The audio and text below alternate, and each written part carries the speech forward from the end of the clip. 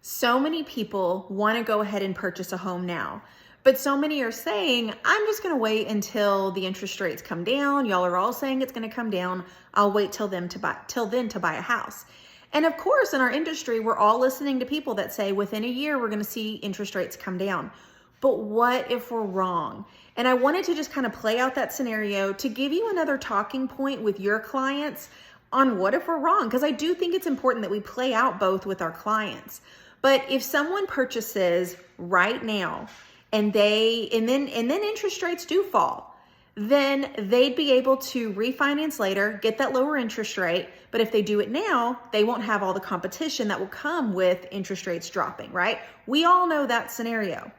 But if interest rates continue to go up and they didn't come down like the economists are predicting, then what? People would be so upset with themselves for waiting until these rates came down. If the rates just kept rising, I did a reel this week that explained that if people waited for the interest rates to come down after they started rising in the 70s, they would have waited to buy a house for 26 years. It took that long for interest rates to start coming down. And it was even until 9/11 for us to really even see them come into the 5% range. So even longer. So if our clients are wanting to wait, if they're wrong, then they are setting themselves up for a huge problem. And I think it's important that we explain that to them, because buying now could mean everything for them for the future. Can you imagine the people in the 70s or 80s who their friends were all getting 18% interest rates, and yet they had one that purchased right before rates started rising in the 70s, and they ended up locking in a 6% interest rate. I mean, oh my gosh, good grief. They had free money, right? Or what we would say as that back then. But I just want you guys to have that other argument. And of course, right now, the really, really big winner with buying right now is the 2-1 buy down or the 1-0 buy down, where we can actually get the seller to help us with prepaying interest for a year or 2 years, and it hugely drops that payment. So back to our scenarios, let's say that interest rates did not come down. We were wrong. They kept rising. If they did a 2-1 buy down, their first year of their mortgage, they had a pretty low payment.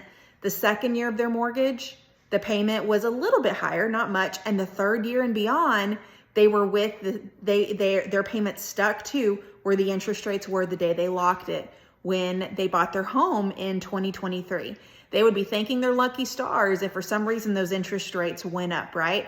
But on the flip side, if they used a 2-1 buy down and the interest rates dropped and our seller prepaid that interest for them, then if let's say they did a 2-1 buy down, so something that lasted for 2 years, the prepayment lasted for 2 years, and let's say they refinance after being in that mortgage for a year, then they actually get a rebate of the interest that was unused, the prepaid interest that was unused. That rebate goes back onto the principal of their mortgage. So it just comes right back to them. It's such a win-win.